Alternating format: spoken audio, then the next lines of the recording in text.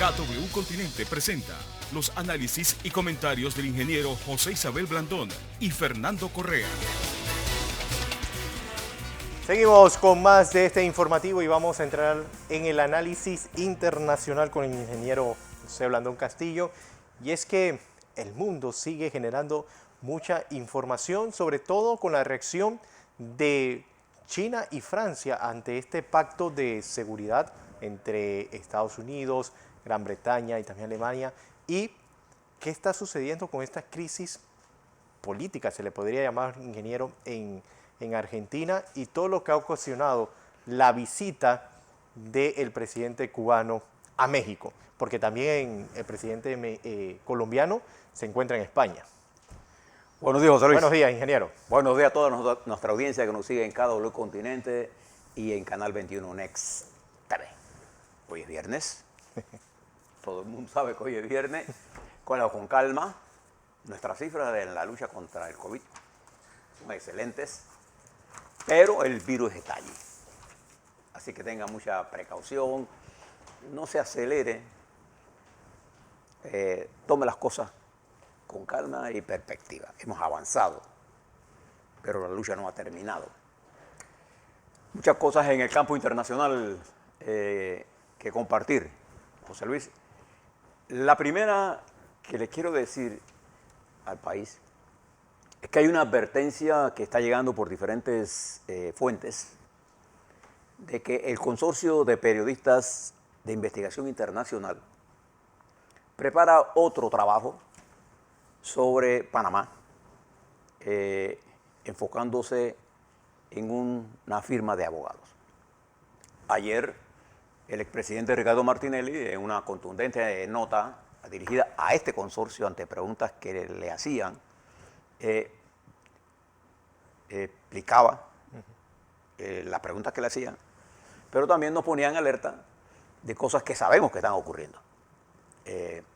Hay en el mundo, sobre todo en los países europeos, la intención de endilgarle a Panamá acciones por lo que ellos llaman la opacidad de nuestro sistema financiero, y han enfocado los estudios internacionales sobre las firmas de abogados. Y esto es importante porque, paralelo a que está ocurriendo esta investigación, ustedes recuerdan el caso de los papeles de Panamá, llamados de Panamá, que en realidad no iban a ser de Panamá. Cuando se hicieron estas investigaciones en otros países, tuvieron otros nombres. Fue a sugerencia de un diario de Panamá, que se llaman así, papeles de Panamá. Y que esto afecta a la imagen del país, claro, enormemente. Y quiero resaltar esto porque hoy aparece una glosa en La Llorona de la Estrella de Panamá, en la primera, sobre un ex embajador que no es alemán, y me imagino que no es de apellido alemán, esa es mi imaginación. Ha estado por los Estados Unidos haciendo lobby contra su propio país. Nosotros tenemos un informe completo de lo que está ocurriendo y lo vamos a compartir con nuestra audiencia la próxima semana. Porque no es posible que panameños que lucran del país se vayan a otras naciones utilizando mentiras. El lawfare todavía se sigue utilizando. Para hacerle daño a los que sí trabajan y confían en Panamá. De eso voy a hablarles detenidamente, pero llama la atención al hecho de que hay una campaña contra Panamá impulsada por países que se ven amenazados o dicen estar amenazados en la evasión de impuestos, en el uso de nuestro sistema bancario, que también se usa en todos lados. Aquí hay mecanismos nuestros en el sistema bancario que protegen a la banca panameña. En algunas cosas ellos tienen razones, en otras nosotros tenemos. Lo que no podemos nosotros es dejar de mirar esto con calma. Entonces, yo les prometo que nosotros estamos esperando que se produzca el informe y hacer los análisis correspondientes con la responsabilidad que se merece nuestra audiencia. De pronto, les pido que se lean la carta de la respuesta contundente que dio Ricardo Martinelli para que ustedes miren por dónde va esto. Y hay mi abuela siempre me decía que cuando el río suena, ¿Qué piedra trae? es porque algo trae. Y la carta está en el diario de Panamá América, que la pueden observar también. Sí, yo lo tengo en inglés. El inglés como lenguaje técnico y jurídico es muy preciso. Entonces quiero asegurarme que la traducción que yo tenga en español sea exactamente, porque ¿por qué fue redactada en inglés? Porque las preguntas se las hicieron al expresidente Ricardo Martinelli en inglés. Entonces los abogados respondieron con claridad. Es importante que lo miremos, pero viene un ataque por ahí. Y ese es un ataque que vamos a tener que mirar con mucho cuidado. Le digo esto para que estemos preparados y sobre todo para que tengamos claro que la división interna en el país provoca que estas cosas pasen. Ustedes creen que eso no es así. Miren lo que está pasando en Argentina. Ahora le hablo de ello. Pero quiero comentarle algo. Otra de las cosas que intenta hacer siempre el presidente Bolsonaro. El presidente Jair Bolsonaro dice que él va a Nueva York la próxima semana a participar en los discursos que se dan en Naciones Unidas. Y entiendo que el presidente de la República de Panamá también hará una presentación y tiene una serie de reuniones en Nueva York para promover Panamá y dar su posición sobre temas importantes en Naciones Unidas. Es importante que el mundo conozca parte del esfuerzo que Panamá ha hecho en la lucha contra la pandemia, sí, y cuál es nuestra posición internacional en muchos temas, sobre todo en la azonada que se está dando contra la democracia en el mundo. Pero fíjense que Bolsonaro va y él no está vacunado. Y la ciudad de Nueva York tiene como norma que nadie que no está vacunado puede ir al país, puede entrar a la ciudad. Y ahí se va a crear un problema internacional, porque el presidente Bolsonaro, o sea, que él no está vacunado. Cuidado y se sorprende a la gente y se aparece vacunado, porque precisamente en los Estados Unidos, el Partido Republicano, todos los senadores y el propio Trump están vacunados. Y son los que promueven esta campaña antivacuna. Ahora le cuento también sobre eso. Preste la atención a esto. Y quisiera hablarle a ustedes de la crisis argentina, porque es inusual esta crisis. En Argentina no hay un problema político, hay una profunda crisis política. Y fíjese, si usted lo mira con frialdad, como se deben hacer los análisis económicos, financieros, políticos y sociales, con frialdad quiere decir con objetividad. Había ganado Macri la presidencia, hubo unas elecciones, ganó el peronismo y una transición, y total, no había pasado gran cosa, se dio una transición democrática. ¿Y dónde comienza el problema? Comienza internamente. Una lectura equivocada de Fernández, el presidente, de lo que estaba pensando y haciendo su vicepresidenta,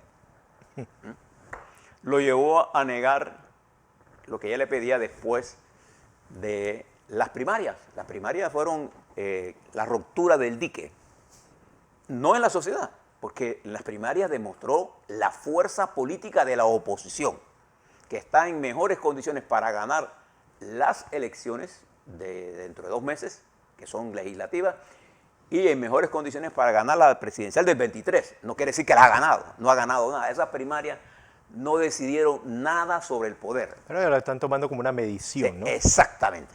Es una medición de la popularidad de las fuerzas políticas en contienda. Y que se pueden hacer en 2 meses usted puede hacer cualquier cambio en la percepción electoral. De eso se trata, porque percepción es una condición psicosocial de lo que yo tengo como una cosa y puede variar rápidamente. Bien. ¿Qué es lo que hay en el fondo? Una pelea entre el peronismo, que no ha sido saldada y que la señora Cristina, como buena política y llena de emociones y de contradicciones internas, le presenta a lo que considera el presidente Fernández un golpe de Estado de su propio partido. Y ha agravado una crisis política interna, cuyas consecuencias no las sabemos. Lo que quiero es que miren en ese espejo, porque hubo un proceso electoral. En América Latina había ¿usted se acuerda en Chile? En Chile hubo unas transiciones, en Chile hubo primarias.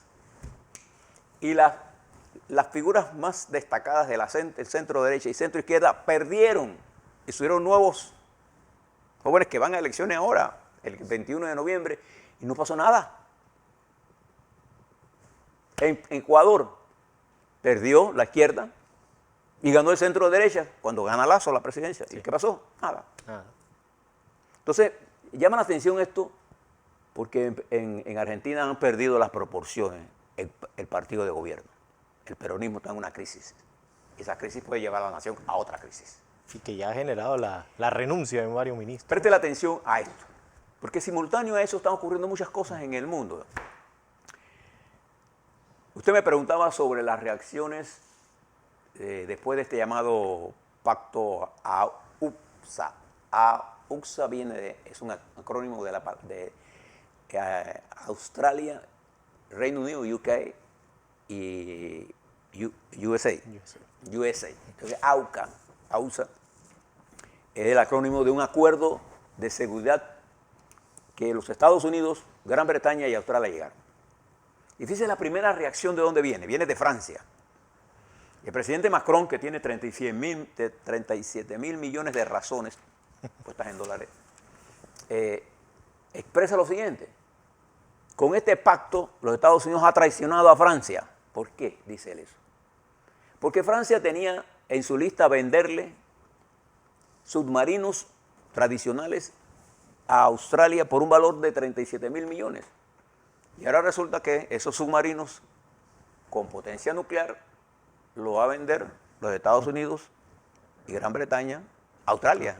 En otras palabras, cruzaron el negocio en Francia.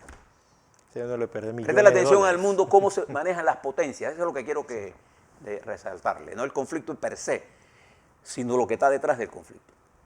Pero la reacción más complicada, más peligrosa, fue la reacción de la República Popular China, que dijo, y voy a citarlo, el portavoz oficial de alto nivel del Ministerio de Relaciones Exteriores de la República Popular China: este acuerdo es extremadamente irresponsable y añade un riesgo a la seguridad de la región Indo-Pacífico. Eso en lenguaje diplomático quiere decir, me voy a preparar para esto. China hizo una lectura parecida a la que hicimos nosotros. Si bien es cierto que en la conferencia que hicieron estos tres presidentes, estos tres dirigentes de estos tres países, no mencionaron a China, implícitamente estaba claro que se trataba de un pacto militar de seguridad para Australia, que es un aliado incondicional. Mire la palabra que uso, de Gran Bretaña. No hay política exterior de Gran Bretaña que Australia no impulse. Igual Australia es un aliado importantísimo de Estados Unidos y de hecho allá hay bases de espionaje electrónico de los Estados Unidos y de Gran Bretaña. Ahí este es un centro de conspiración mundial. Entonces, esta nueva situación ha generado disconformidad en Europa, porque se trata de un reacomodo geopolítico de gran magnitud, que generó a su vez la respuesta de Japón, porque los Estados Unidos han tomado la decisión geopolítica de impulsar su presencia y su influencia en esa región del Pacífico y de India, en esa región que el presidente Trump se separó y se separó de Europa. Entonces Biden intenta recuperar este terreno. Y esta nueva repartición, ¿por qué nos interesa a nosotros? Porque en esa región se encuentra Japón, que es el segundo usuario del canal, la República Popular China, que compite por el segundo lugar de nuestras clientes en el canal.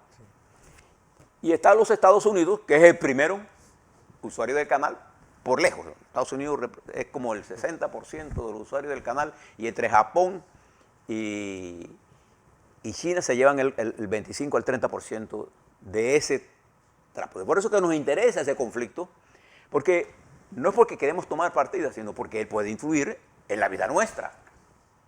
Y hay que darle atención, Porque la intención del presidente Biden es nivelar el poder. Las informaciones de inteligencia militar de los Estados Unidos indica un crecimiento en el poder atómico de China y su capacidad de producir misiles intercontinentales, es decir, misiles que desde lanzados de China pueden llegar a cualquier parte del mundo, incluyendo los Estados Unidos.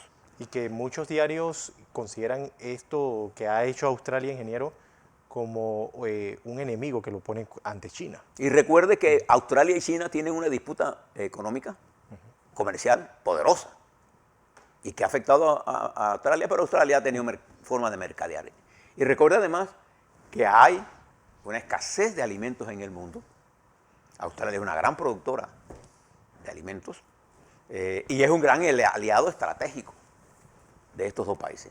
Y entonces China mira esto con reservas que la expresó en una forma fuerte la Cancillería de la República Popular China. Entonces, si usted mira estas cosas y mira ahora lo que está ocurriendo internamente en los Estados Unidos, se dará cuenta que la amenaza a la democracia norteamericana se da en el momento en que los Estados Unidos replantea su geopolítica mundial, no solamente con respecto a la región Indo-Pacífica, sino al control del Atlántico-Pacífico. ¿Y cuál es una de las cosas que ellos tienen que prestarle atención?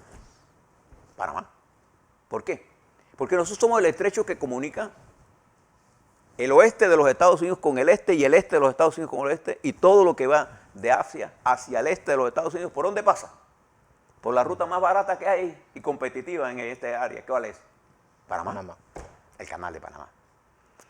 Y si usted entiende todo esto, usted debe comprender que cada vez que los países utilizan el modelo de Argentina para dividir sus diferencias políticas, es decir, se rompe la estructura, entonces usted rompe la unidad del país y lo hace vulnerable a esta nueva repartición geopolítica del mundo, de la cual Panamá está llamado a ser parte importante. Por eso nosotros nos preocupamos en darle a usted la información internacional que a usted le convenga. Por ejemplo, ¿qué nos conviene a nosotros en la crisis de Venezuela? ¿Qué le conviene a la República de Panamá? Nos conviene que Venezuela vuelva a un régimen democrático. Punto. A nosotros no nos conviene que Venezuela esté en la situación de deterioro en la que el chavismo y el madurismo ha llevado a esa nación. No nos conviene como nación. Mírenlo desde el punto de vista. Pero además de eso, tenemos la obligación moral y política de respaldar a una nación que apoyó a la República de Panamá en su lucha por la conquista del Canal de Panamá. Nosotros tenemos una deuda histórica, Panamá, con Venezuela, pero con la democracia venezolana, no con Maduro. Entonces ahí se está dando un proceso que por los intereses de investigaciones a las que está sometido ese régimen, Maduro en las negociaciones de México intenta introducir a un colombiano que está investigado por tráfico, por uso de fondos indebidos, por tráfico de oro, en el equipo negociador a un colombiano que está nacionalizado venezolano.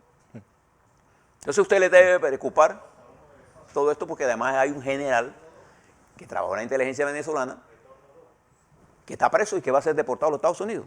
Entonces usted mire que los Estados Unidos está impulsando un proceso de negociación en Europa, en Venezuela, para que se dé un proceso electoral en Venezuela limpio, presidencial. Y la oposición se ha montado en ese camino, para mí correctamente, y va a participar en el proceso electoral. ¿Qué nos interesa a nosotros? Que ese proceso electoral se den en forma prístina. ¿Por qué?